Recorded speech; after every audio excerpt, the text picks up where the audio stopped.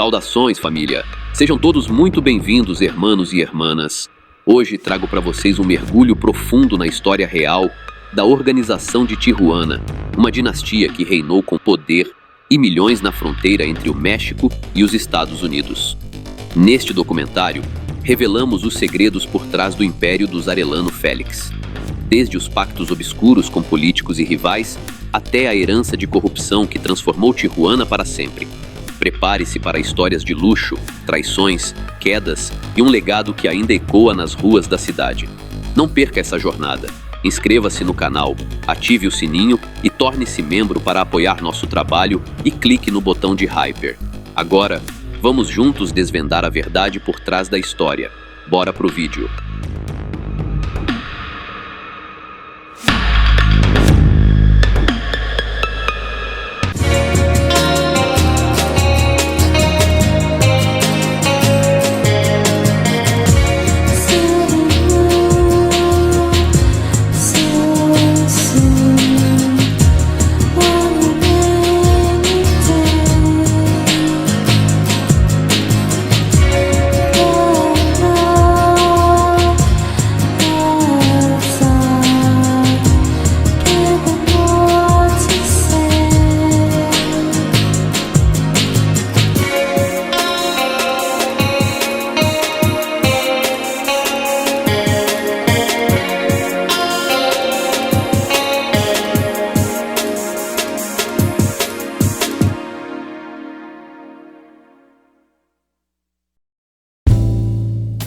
Para entender o impacto e a ascensão dos irmãos Arellano Félix, é essencial mergulhar em suas raízes e no ambiente que moldou suas trajetórias.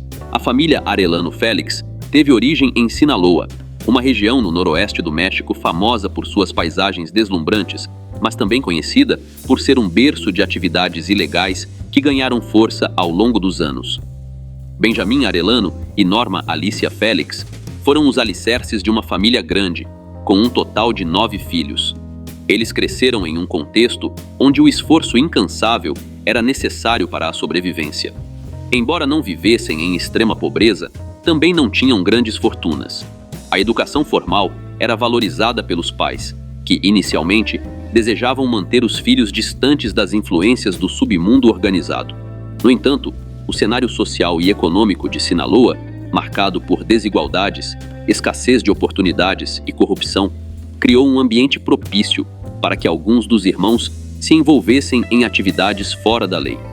Durante as décadas de 1970 e 1980, o comércio de substâncias ilícitas começou a ganhar destaque, e Sinaloa se consolidou como um ponto estratégico para o transporte de mercadorias proibidas rumo aos Estados Unidos. Inicialmente, os irmãos Arellano Félix estavam ligados a pequenos negócios legítimos e ao contrabando de produtos, mas logo enxergaram no contrabando uma chance de alcançar prestígio social e um poder que nunca haviam imaginado. Essa transição não aconteceu de repente. Foi um processo gradual, influenciado pela insanidade que começou a se espalhar pela região e pela corrupção que se infiltrava nas autoridades locais. Assim, os Arellano Félix não apenas fundaram um império na clandestinidade, mas também construíram uma dinastia marcada por laços de lealdade entre irmãos, mas igualmente caracterizada por ambição e atitudes extremas. Este é o ponto de partida para desvendar como 4 irmãos saíram de uma rotina simples para comandar um dos maiores impérios clandestinos no México. No final dos anos 80 e início dos 90, o país passava por uma mudança radical no cenário das atividades ilícitas. Com o declínio dos grandes grupos colombianos e o reforço das medidas contra o contrabando nos Estados Unidos, novas figuras emergiram para dominar os caminhos rumo ao norte. Foi nesse contexto que os irmãos Arellano Félix começaram a fortalecer sua influência. Embora seus primeiros empreendimentos envolvessem o contrabando de produtos comuns e cigarros, eles logo perceberam que o grande potencial estava no transporte de coca, uma substância vinda principalmente da Colômbia, que demandava um canal confiável para alcançar o mercado estadunidense. Aproveitando a posição privilegiada de Tijuana, na divisa com a Califórnia, os Arellano Félix se instalaram para gerenciar um dos fluxos mais lucrativos. A criação formal do grupo de Tijuana não surgiu do nada, nem por acaso. Foi o fruto de anos de colaboração e a junção de diversos grupos sob uma liderança unificada, a dos irmãos. Sua estrutura se destacava pelo comando familiar sólido, em que cada um assumia funções bem definidas, desde a coordenação de operações até ações de confronto direto e o uso de influência sobre autoridades.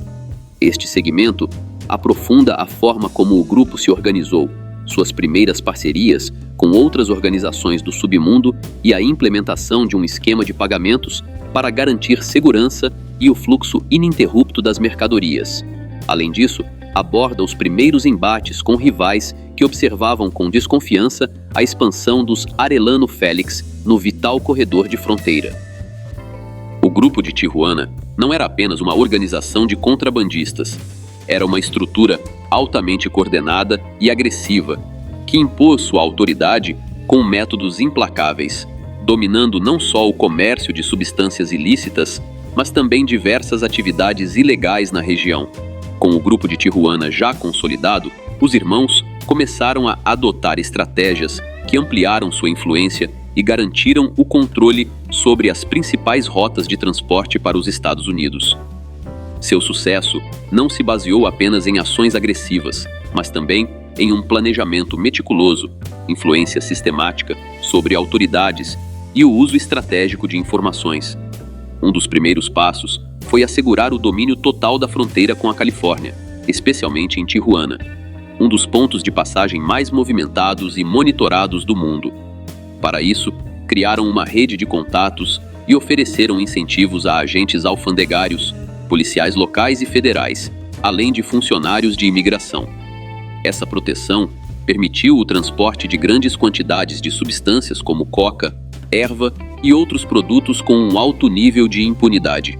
Além disso, os Arellano Félix expandiram suas atividades, envolvendo-se em sequestros, extorsão, comércio de armas e lavagem de dinheiro, aproveitando as fragilidades do sistema judicial mexicano e a corrupção para se manterem sempre à frente da lei.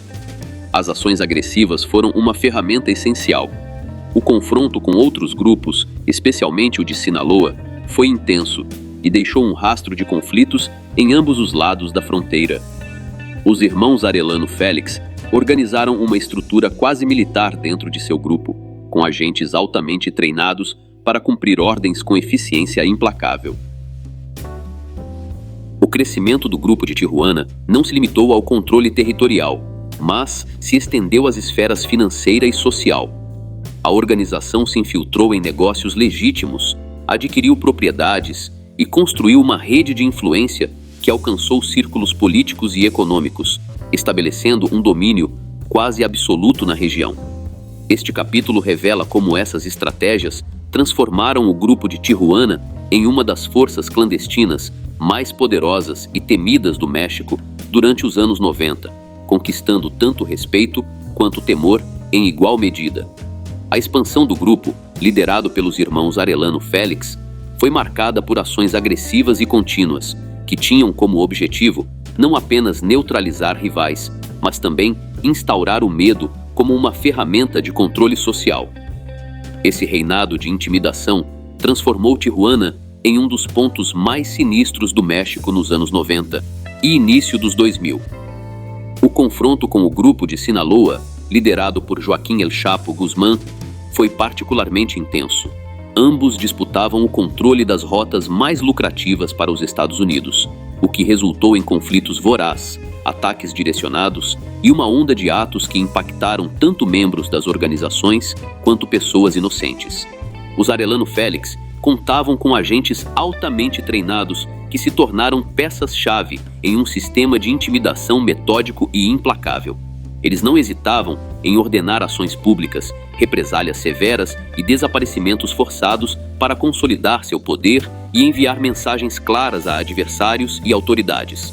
Além disso, o grupo impôs um clima de medo nas comunidades sob sua influência, onde raptos, extorsões e eliminações se tornaram parte do cotidiano, forçando a população a viver sob constante ameaça. Suas histórias expõem o alto custo humano por trás do império que os irmãos Arellano Félix ergueram com métodos implacáveis. As ações agressivas não eram apenas uma forma de proteger seus negócios, mas uma tática deliberada para dominar e manter o controle territorial, solidificando sua influência. No entanto, esse domínio marcado por confrontos intensos também plantou as sementes de sua futura queda, já que a extrema agressividade atraiu a atenção e a pressão das autoridades mexicanas e estadunidenses. Embora o grupo de Tijuana se apresentasse como uma organização familiar coesa, cada irmão Arellano Félix desempenhava um papel específico dentro da estrutura clandestina, com funções bem delineadas que garantiram o sucesso e a expansão do grupo por mais de uma década. Benjamin Arellano Félix, conhecido como Elmin, era o cérebro financeiro e o principal estrategista.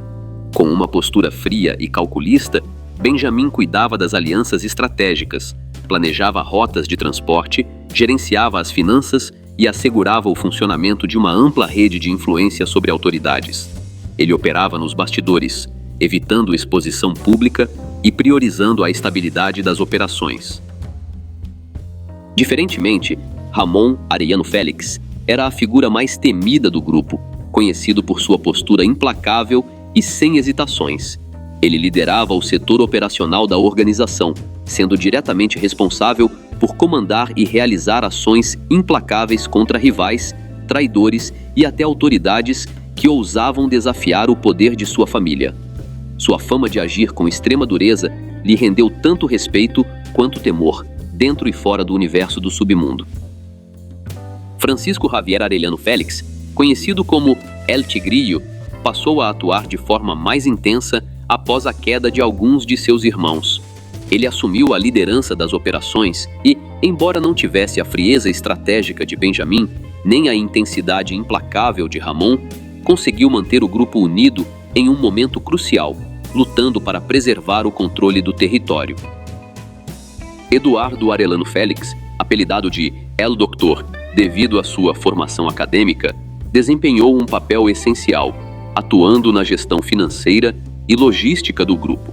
Mais reservado que seus irmãos, mas igualmente dedicado aos negócios, ele foi crucial para manter a operação funcionando em momentos de instabilidade. Além desses, outros membros da família tiveram papéis menos destacados ou contribuíram indiretamente, consolidando o grupo de Tijuana como um verdadeiro empreendimento familiar. Este segmento analisa como as personalidades distintas de cada irmão, a inteligência estratégica de Benjamin, a intensidade de Ramon, a administração de Eduardo e o comando sob pressão de Francisco Javier se complementaram para erguer um império do submundo que combinava ações agressivas, negócios e influência política. Ao mesmo tempo, essas diferenças geraram tensões internas que, com o passar do tempo, enfraqueceram os alicerces da organização e sua rede de influência. Para manter um império clandestino do tamanho do grupo de Tijuana, apenas intimidação e ações agressivas não bastavam.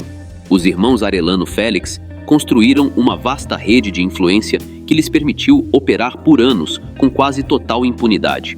Esse sistema, cuidadosamente planejado e bem financiado, foi um dos alicerces de seu poder.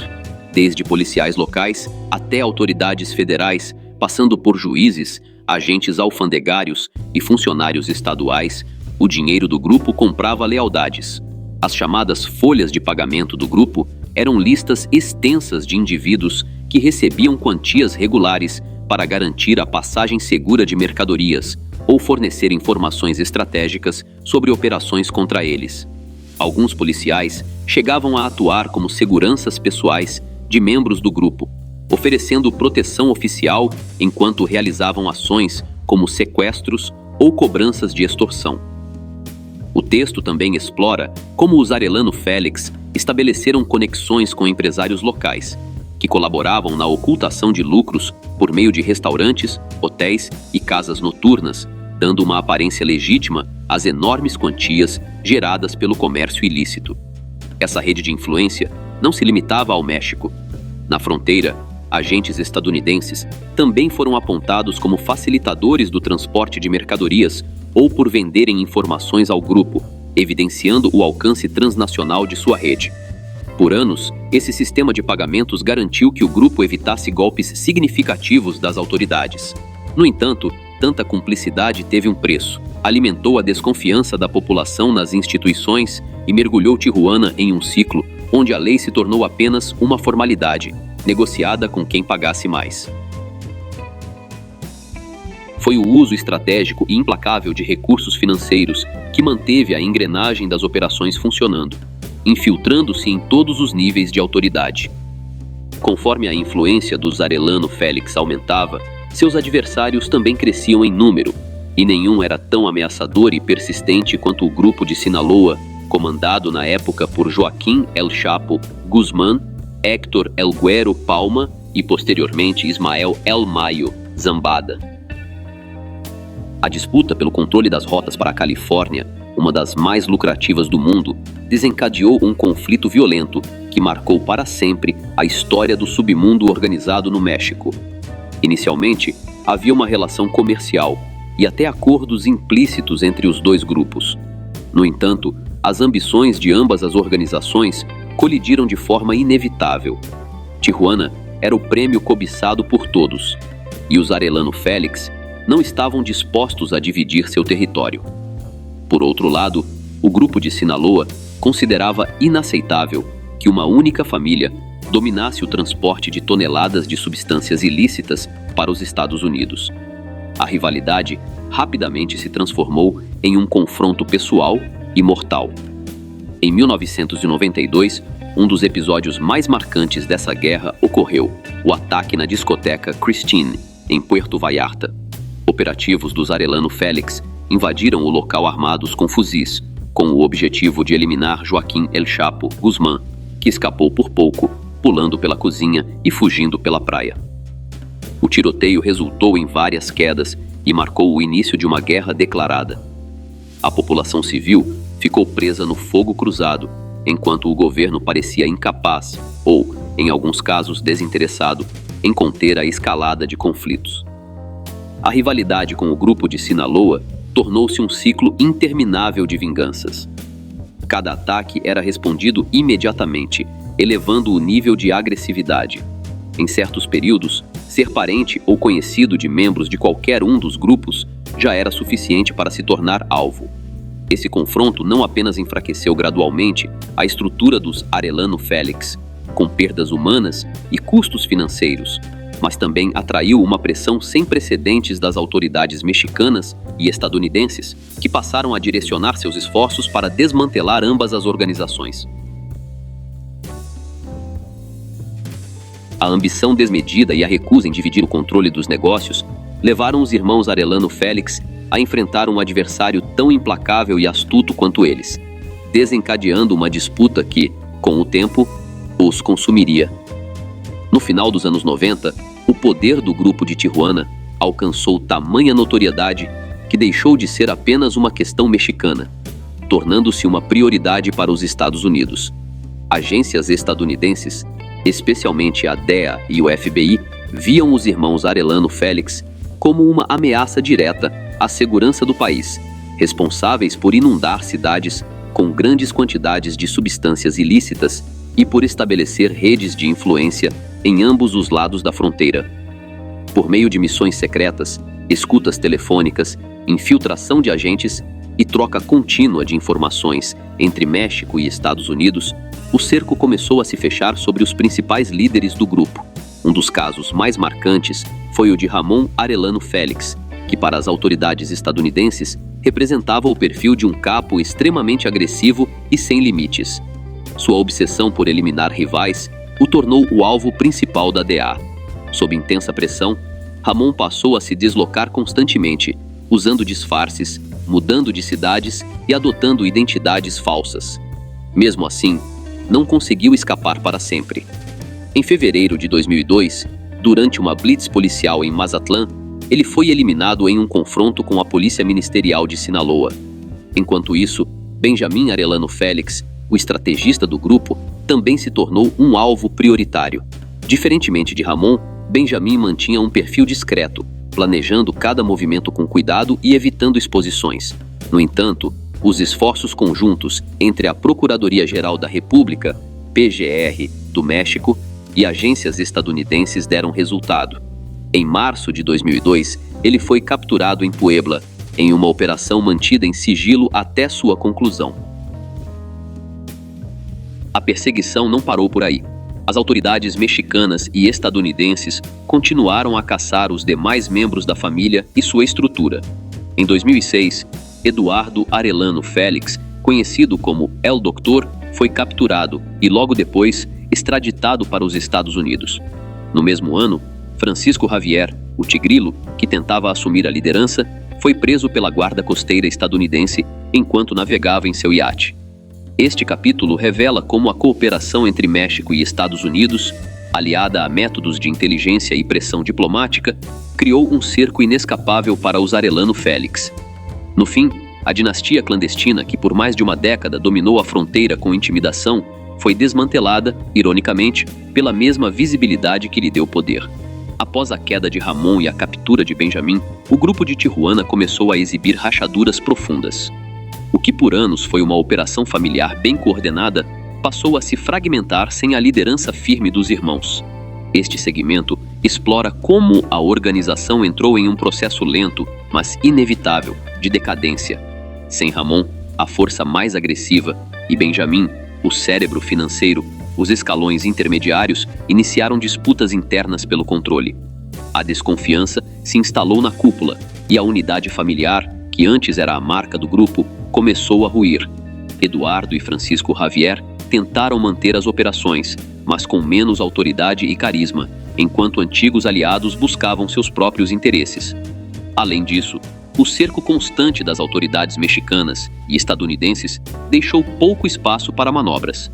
Semanas após semanas, casas seguras, laboratórios, depósitos e carregamentos valiosos eram apreendidos, enfraquecendo a base financeira do grupo. Ao mesmo tempo, a rede de influência que sustentava suas operações começou a desmoronar, com muitos funcionários optando por se proteger, colaborar com a justiça ou se alinhar a novos grupos emergentes. A insanidade em Tijuana não diminuiu, mas se transformou com o enfraquecimento do poder central. Pequenos grupos começaram a agir por conta própria, desencadeando raptos, cobranças de taxas de proteção e acertos de contas entre grupos locais. O que antes era controlado de forma quase estruturada pelos Arellano Félix virou um caos difícil de conter. Este capítulo também explora como outros grupos, especialmente o de Sinaloa, aproveitaram o vácuo de poder para expandir sua influência na Baixa Califórnia. Antigos rivais e novos atores passaram a disputar o território que, por tanto tempo, foi domínio exclusivo dos Arellano Félix, redefinindo o cenário do noroeste do México. Assim, o declínio do grupo de Tijuana foi tão turbulento quanto sua ascensão. A ausência de uma liderança forte, o desgaste causado por anos de conflitos internos e externos e a pressão contínua das autoridades reduziram aquele império familiar a uma série de facções fragmentadas, muitas vezes em confronto entre si. Este segmento destaca que o mesmo modelo que lhes conferiu poder, o controle familiar absoluto, também foi sua maior fraqueza. Sem a liderança visível e temida dos irmãos, toda a estrutura desmoronou, deixando Tijuana imersa em uma nova fase de violência, mas sem um comando claro. Após o colapso do poder dos Arellano Félix, Tijuana ficou marcada para sempre.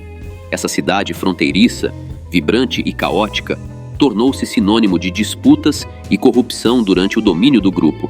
No entanto, a queda do império não trouxe paz imediata. Deixou um território fragmentado, traumatizado e nas mãos de dezenas de pequenos grupos criminosos. Este capítulo mergulha nas mudanças na vida cotidiana em Tijuana, antes, durante e após o reinado dos Arellano Félix. Nos anos 80 e ao longo de toda a década de 90, os moradores de Tijuana viviam com a sensação de que tudo seguia uma ordem estabelecida. Quem atuava em furtos, quem realizava raptos, quem enfrentava consequências e por quê. Havia um sistema de controle imposto com rigidez, que ditava as regras do submundo. Festas secretas, cassinos improvisados e casas noturnas operavam sob a proteção ou o pagamento de taxas ao grupo dominante. Mas, com a queda dos líderes, emergiu um cenário de desordem total. A A falta de uma autoridade centralizada impulsionou um aumento de sequestros rápidos, cobranças de extorsão sem critério e incidentes fatais sem motivo aparente.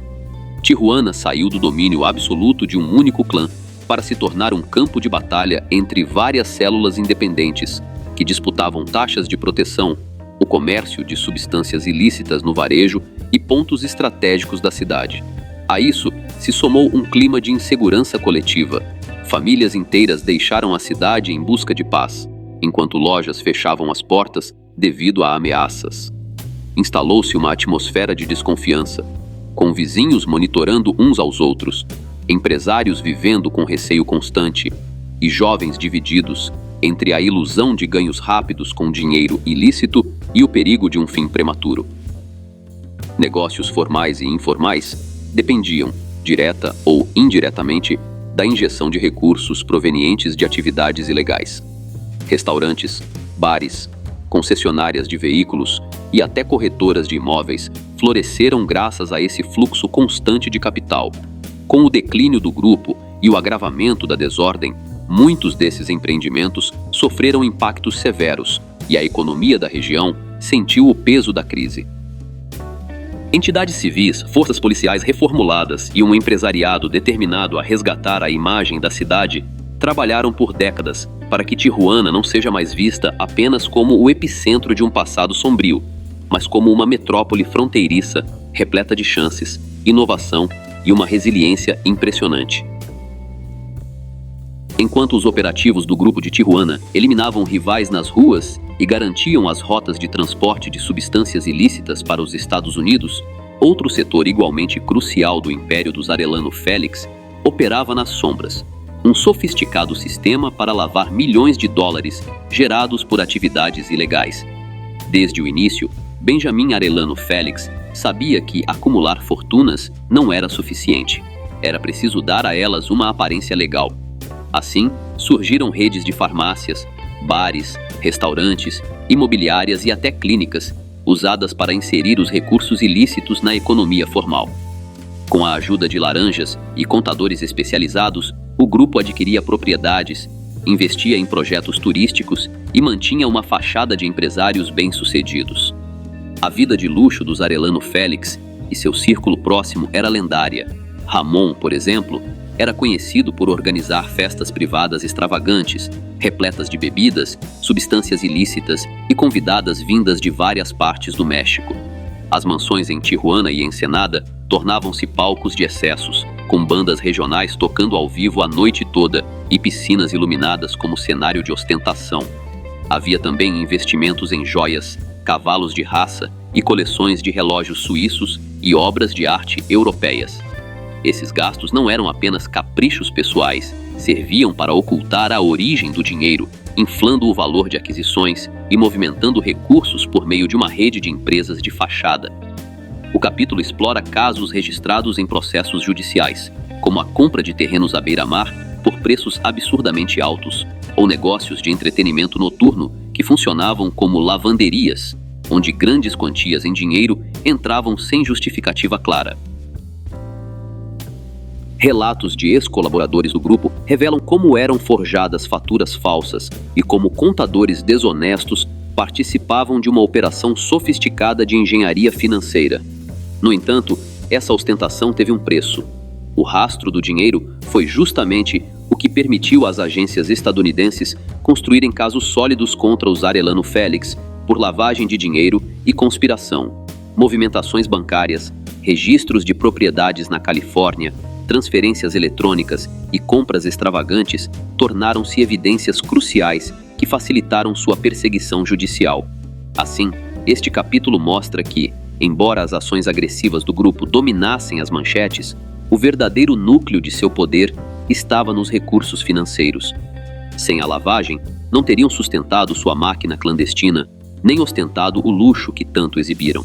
No final, o dinheiro que tanto almejaram também se tornou a corda que apertou o laço de sua queda. Após anos de conflitos, perseguições, traições internas e golpes decisivos das autoridades mexicanas e estadunidenses, o grande império familiar dos Arellano Félix chegou ao seu fim. Com Benjamin extraditado e condenado a 25 anos de prisão nos Estados Unidos e Ramon morto em Mazatlán, o grupo perdeu suas duas figuras centrais. Eduardo, conhecido como El Doctor, tentou manter a organização, gerenciando as finanças e reorganizando as operações de forma discreta. No entanto, ele foi capturado em 2008 e, posteriormente, extraditado, marcando mais um golpe fatal para a liderança da família. Francisco Javier, conhecido como El Tigrillo, tentou assumir o comando após a queda de Ramon e a prisão de Benjamin, mas não tinha o respeito nem a habilidade estratégica para manter o grupo unido. Em 2006, sua captura em águas internacionais pela Guarda Costeira dos Estados Unidos selou o destino dos Arellano Félix. O vácuo de poder levou à fragmentação do que restava do grupo. Alguns subordinados formaram pequenas células focadas no comércio local de substâncias ilícitas, raptos e cobranças de taxas de proteção, operando mais como bandos regionais, sem a estrutura ou a influência global que o grupo já teve. Outros optaram por se unir a rivais históricos, como o grupo de Sinaloa, em busca de proteção ou lucros. Com novos comandantes policiais e federais determinados a reformar instituições, muitos funcionários romperam antigos acordos. Além disso, os Estados Unidos intensificaram a pressão com sanções econômicas e listas de restrição, bloqueando o acesso aos recursos do grupo. Os tempos mudaram, e as táticas de intimidação que antes paralisavam adversários e autoridades perderam eficácia. O universo do submundo organizado se tornou mais profissional e diversificado, com novos grupos mais práticos ocupando o espaço deixado pela antiga liderança. Assim, o ciclo da dinastia Arellano Félix se encerrou, com seus principais líderes mortos ou presos, suas fortunas confiscadas e seu legado reduzido a histórias de um passado quase lendário. Tijuana, por sua vez, permaneceu marcada para sempre, com cicatrizes visíveis em suas ruas, mas também com uma sociedade que aprendeu a resistir após o colapso de um poder que a dominou pelo medo. Embora o poder real da organização de Tijuana tenha desmoronado há mais de uma década, sua história não desapareceu, transformou-se em lenda. Desde o início dos anos 90, enquanto ainda dominavam Tijuana, surgiram os primeiros corridos dedicados aos irmãos Arellano Félix. Músicos de Sinaloa, Sonora e Baixa Califórnia compunham canções que narravam, em tom épico, as façanhas de Ramon, Benjamin e seus operativos. As letras falavam de confrontos com rivais como El Chapo, operações frustradas, dinheiro circulando pelas ruas e festas extravagantes. Esses corridos eram distribuídos em fitas cassete piratas, depois em CDs, e hoje estão amplamente disponíveis no YouTube, alimentando uma mitologia que muitas vezes ignora o sofrimento brutal de milhares de vítimas anônimas. Mais tarde, o boom das séries e produções sobre o crime organizado consolidou o status quase lendário do clã em programas de TV a cabo e plataformas de streaming. Os Arellano Félix foram retratados como figuras quase literárias, frios, calculistas, com códigos próprios e envoltos em intrigas dignas de um drama palaciano. Suas histórias ganharam contornos de luxo extremo, com cenas de mulheres exuberantes e um toque de tragédia grega. Embora essas produções tenham aumentado a conscientização sobre o submundo organizado, também banalizaram a atos insanos e reforçaram a ideia de que essa vida pode ser glamourosa. Histórias sobre suas festas, excentricidades e relatos de pessoas comuns que os serviram ainda circulam. Alguns restaurantes exibem, com certo orgulho, que foram frequentados pelos líderes do grupo, e há até passeios clandestinos que prometem levar curiosos a locais históricos ligados ao passado. Para muitos jovens sem oportunidades, o submundo aparece como um caminho de sucesso rápido, alimentado por filmes, músicas e redes sociais. A história dos Arellano Félix transforma-se em uma narrativa sedutora, onde a animalidade, o medo e a dor são reduzidos a histórias de figuras corajosas que desafiaram o sistema.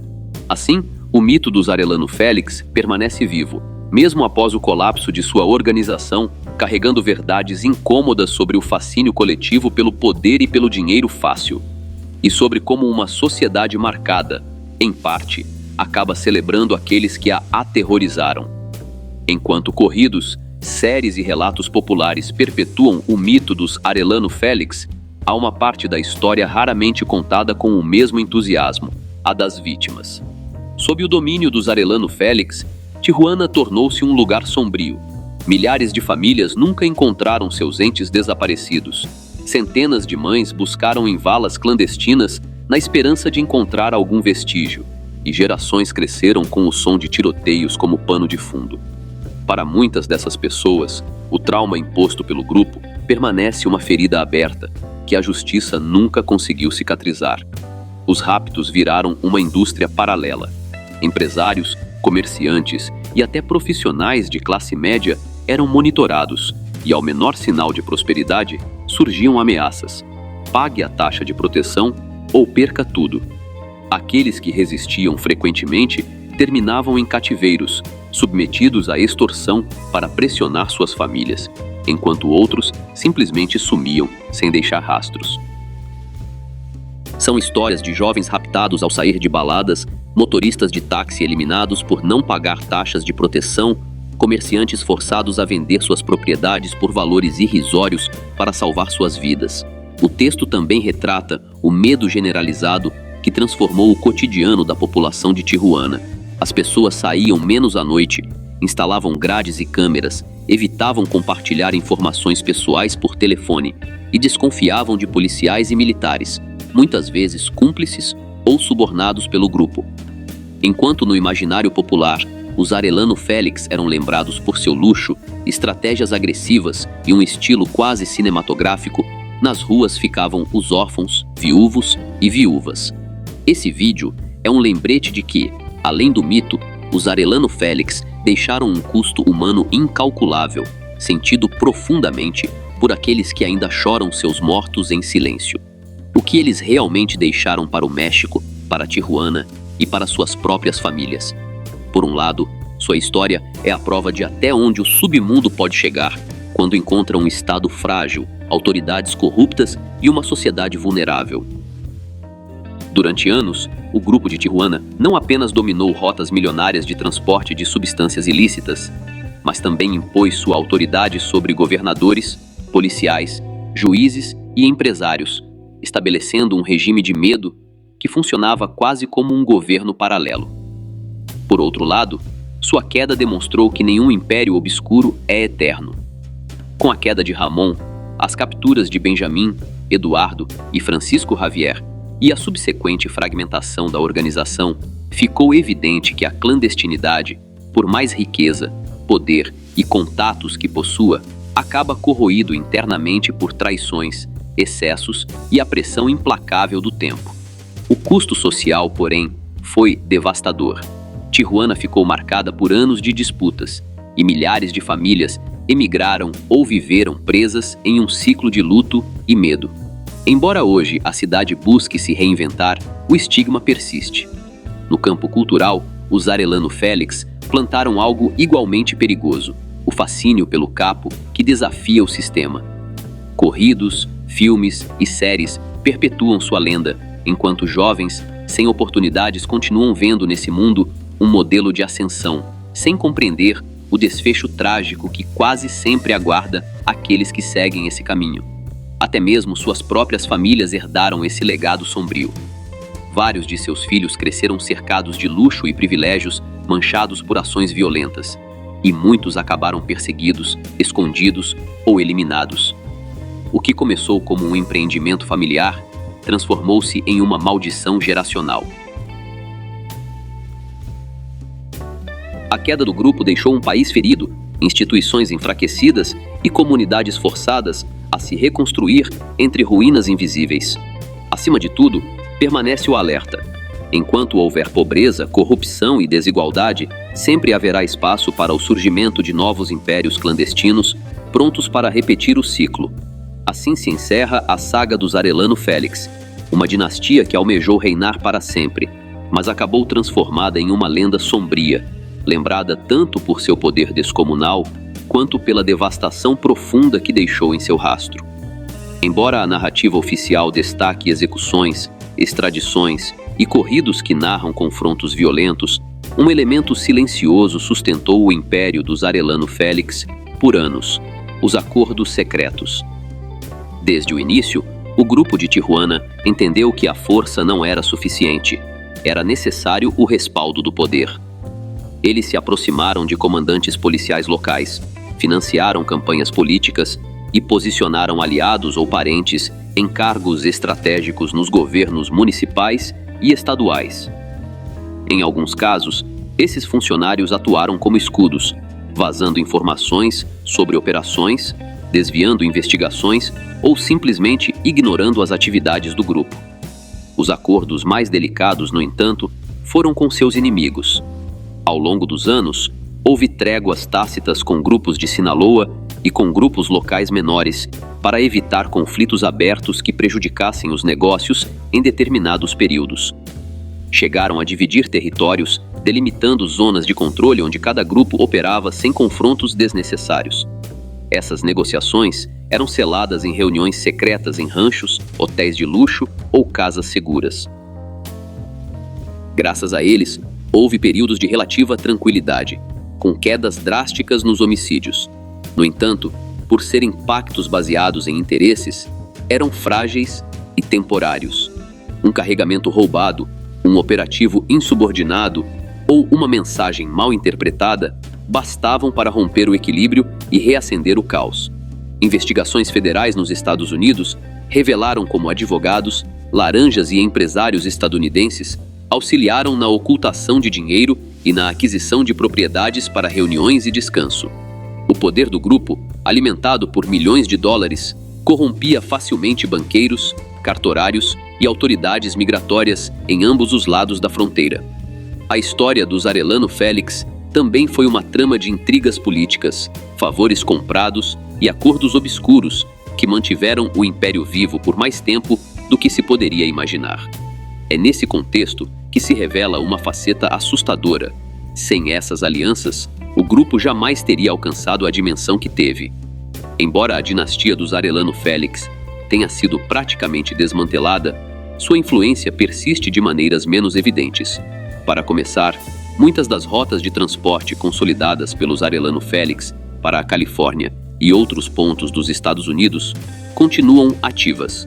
Embora agora controladas por novos grupos ou células independentes, os contatos, métodos de camuflagem em carregamentos e a rede de transportadores criados por eles permanecem como um manual pronto para ser explorado por seus sucessores.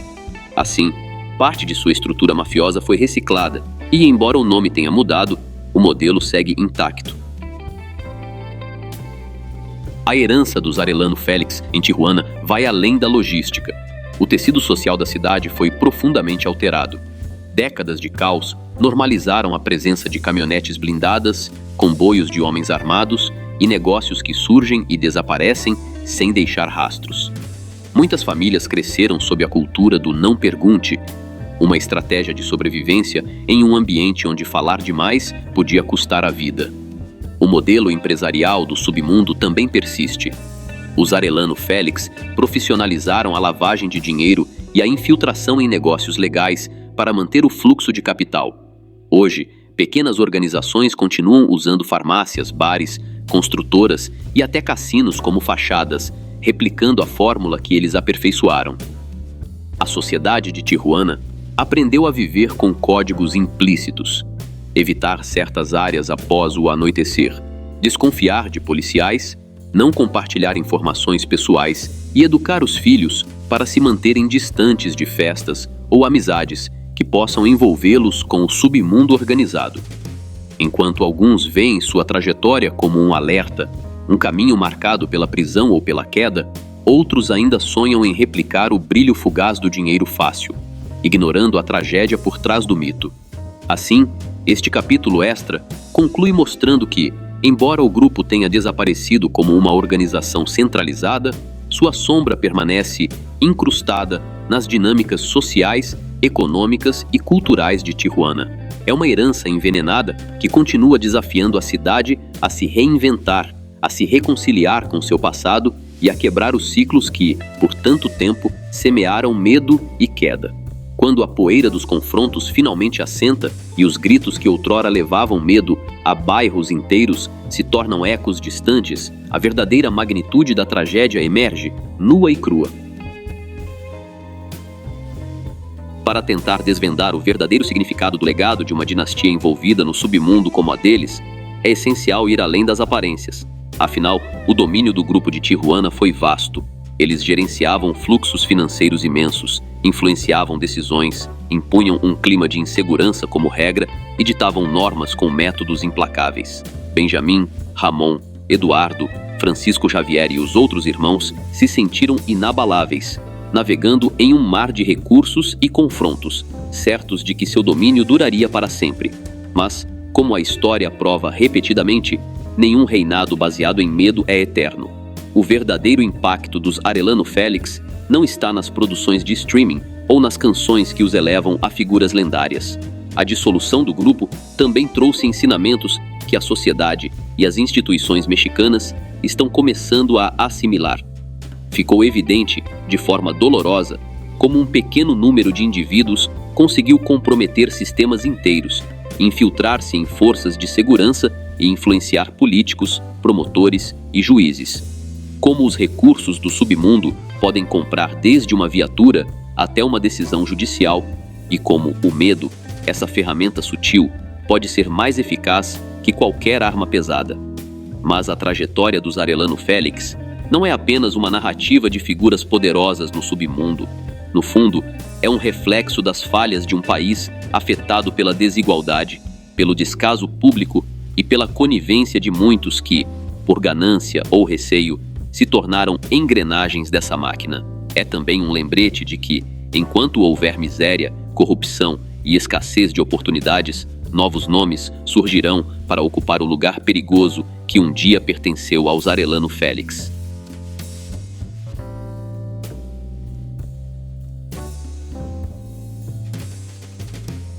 Enquanto isso, a lenda dos Arellano Félix se transforma.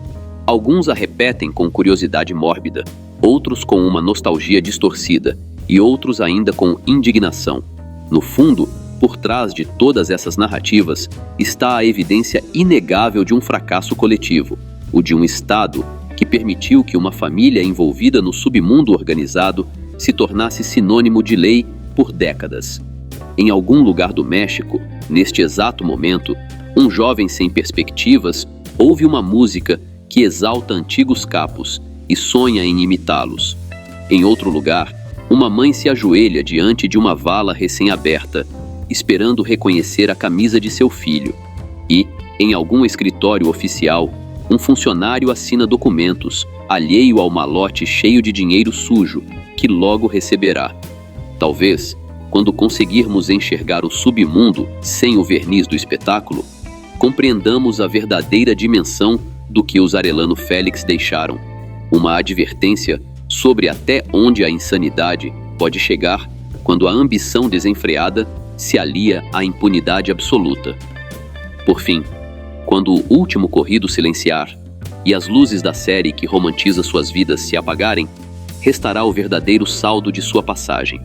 Milhares de túmulos anônimos, um país que ainda luta para curar suas marcas e o desafio urgente de construir um futuro onde essa história jamais se repita.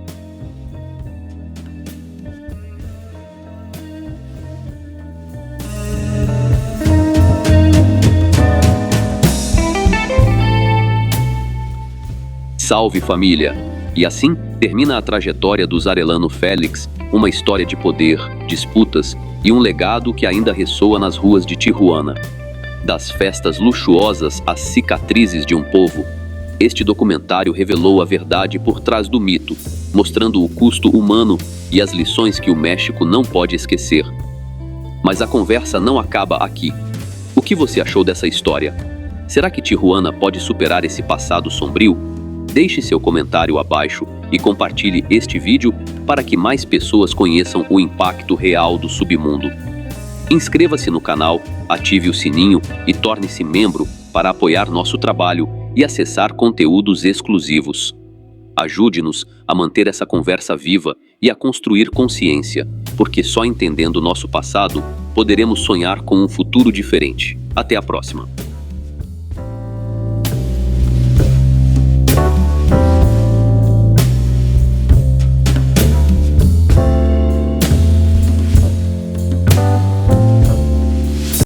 Galera, rapidinho, se vocês curtem o conteúdo aqui do canal e querem dar aquela força sem gastar nada a mais por isso, prestem atenção nessa dica.